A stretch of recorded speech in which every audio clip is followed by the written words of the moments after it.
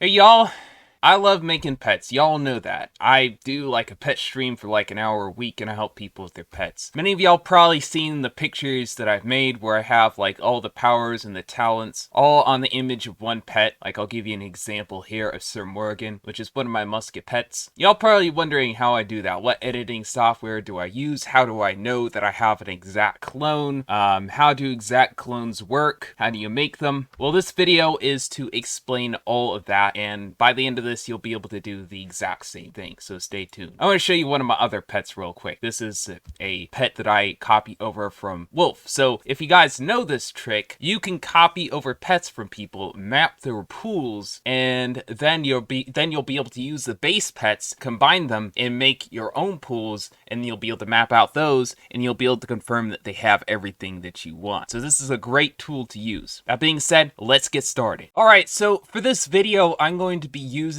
a pet from the character that you see on the right hand screen. It's called Old Peanut. I've gotten tons of requests for this pet. So in order to keep up with the demand and morph out quickly without paying for timer potions or Alhazard elixirs as they are called in this game, I'll be copying over to Lawrence Buccaneer, and I'll probably be copying this pet over to my other accounts too eventually. But how this works is you take a first generation pet. I have a first generation scorpion. It was like the first generation pet I got when I was making this character.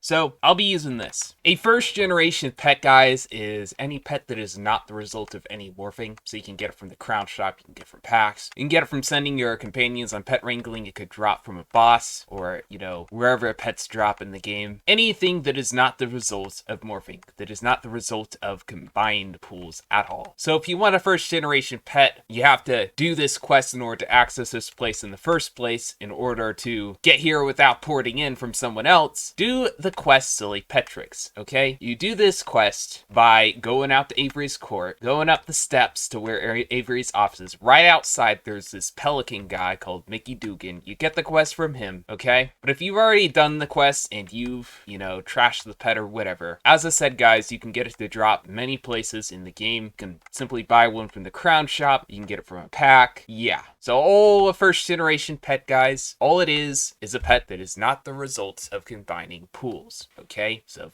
if it's not the result of any kind of morphing whatsoever, that is a first generation pet. Now, why do you want a first generation pet? Well, it turns out that when you morph, when you have stuff manifest, they become more sticky, and they become more and more sticky as you continue to morph over through generations and generations. So it's best to use this pet so that more of the stuff from the other pet that you're trying to morph from will carry over. So that is what I am doing here. You morph, there we go. What you do is you take the pet that we just morphed. We're taking a look at the guy on the left-hand side, Lawrence Buccaneer. You take it, and as soon as it hatches, you crown this pet up to level 30, which is adult, and then you take the new adult, being this hatchling right here when we crown it up, and you morph it over again. And gradually what you do is you copy over all of these talents and all of these powers, okay? And you can correlate those, okay? It looks like we did not copy over, it looks like we probably copied over Elusive, Relentless, and Burst Fire, but we don't know that yet, so we're going to wait for the exact pedigree to match. So right now we got 441 and we got 570. When we have the same pedigree, okay, then we'll take a deep dive into the powers and talents, okay? Now, y'all probably wondering, what happens if you take a pet that you've had, you know, for a long time, one of your favorite pets, and you morph it? Well, I've tried this. Me and Wolf have tried this, actually. I tried to copy over Sir Morgan from a pet that was very similar that he already had, and the thing is, it had taken several morphs for him to make that pet, so that was like 3 or 4 generations, right? We tried to morph, and we ended up getting what's called a false clone. So basically what it is it has the exact same pedigree, but for the ultra rares, and other stuff, there are some things that are different about pets. So when you remorph, you get all kinds of wonky things. It's a lot harder to work with false clones, and, you know, sometimes it takes a little while to discover them, but eventually they do show up. When you get a first generation pet, you're less likely to get false clones. In fact, I've never run into a situation where I've gotten a false clone from starting with a first generation pet, and that's why I do it that way. Alright guys, so in case you don't know what crowning up a pet is, you basically speed it up with crowns, okay? Now, what I do is I go over here to the morphing tent, and I'm going to really quickly take you behind the morphing tent to show you where I get these snacks, because some of y'all probably wondering, hey, where do you get all these snacks from? Okay, let me show you what snacks I'm talking about first. Is these are the snacks that you want, the level 4 snacks. They give 32 XP, and I'm going to be explaining why that's important in a second, okay? So let's go ahead and go here right behind the morphing tent. You go right up the steps to the bleachers. Up here, go over here. This person sells snacks. You can buy these, okay? Now, the thing is, when you hurry a pet like this, it costs like 4 crowns. And I think like the most that it costs is like 60 or 40 crowns, you know, once you get to level 20 or something like that. I think like the highest it goes like after that is like 80 or something like that. So it's like so small up to level 30. After that, it gets quite a bit expensive per hurry. But for now, it's quite cheap. So we're going to take a look at some of the potential exercises you could do, okay? This one right here, it gives like 8 XP. I think all the way down here, it gives like 16 XP. So that's like less than half. I'm going to use an older pet real quick to show you some of the other potentials. You got this 24. So it's like, yeah, and then you could do some of these ones right here that do give like 32 or something like that. But if you do something that gives like 32, it'll charge you like 300 crowns or something like that. So saw dance, yeah, saw dance is like, you don't even need to do that. It's like a higher level exercise, right? It'll charge you like 400 or 500 crowns per hurry, right? So the reason we always choose something like Scolding or Captain Gun's Gauntlet or something that gives 8 XP is because it's cheaper crown wise, and it's better for you to get the XP from your snack, which is like 600 gold, than it is to spend 600 crowns. So that's why I hurry pets the way I do. I'm gonna go ahead and hurry it up right here. We're going to get this one to adult real quick. Oh, we got burst fire. That's good. So we know that carried over because the first pedigree pet right here does not have burst fire. So, or not the first pedigree, I should say, first generation. My bad. Just going to hurry this guy up. I'm probably going to speed up this part right here.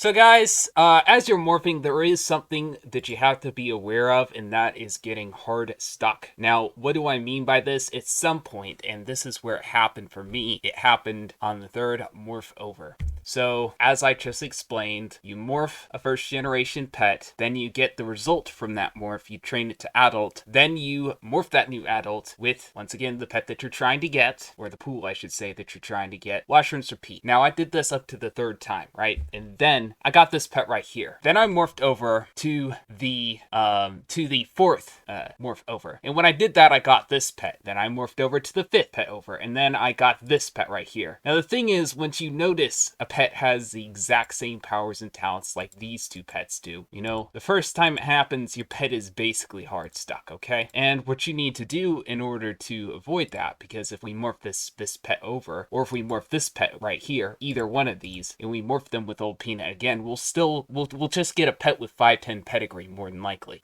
okay? Nothing will carry over. So what you do is you go back to the pet where everything changed. So that would be this pet right here, and then you morph until you get a pet that is neither 520 or 510 with its pedigree. Now I did that, okay? And the first pet I got was this pet over here, which is a 520 pedigree. We can't use this pet because it has the exact same pool, okay? And we get hard stuck if we, you know, crown this pet up to adult and we morphed it over with old Peanut again. So what I did is I morphed this pet one more time, and I got this pet right here, which is a 530 pedigree, which is different than these two pets. So now I can use this pet to morph again. I got this pet, then I got this pet, which is an exact clone of Old Peanut, and then I got this pet right here for morphing this with Old Peanut. So now I got two clones of Old Peanuts, Pull, and I can morph over again these two by myself. I can self-morph these two, and I can keep getting a bunch of copies of Old Peanut that way. So now y'all know how to get unstuck, okay?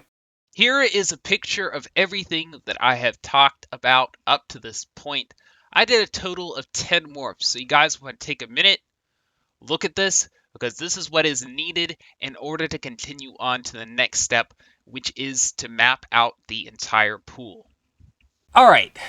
Now that we have two clones of the original pet, we can self-morph a bunch of pets, and we can use our spammed morphs from all of that to map out the entire pool of the pet and know exactly what it has. And what you're going to need for this is something to put your screenshots onto, which in my case, I have a Windows computer, so I can use Microsoft Paint and just go to the lower left-hand side of your computer and you can type in the search bar Paint and it should pop right up. If you have another type of computer, you can find all sorts of free stuff online, okay? The next thing you're going to need is something to take your screenshots, because you're going to want to crop specific things on your screen. You can go to printscreen.com and you can get this program called Lightshot. Link down below in the description for that, and also a video explaining how to use it. It should take like 2-3 minutes to figure out how to use this. It's really not hard, guys. All right, now I already have the original pool on my screen. It's better to start with the original pet, I should say, not pool, because they're all the same pool, because they already have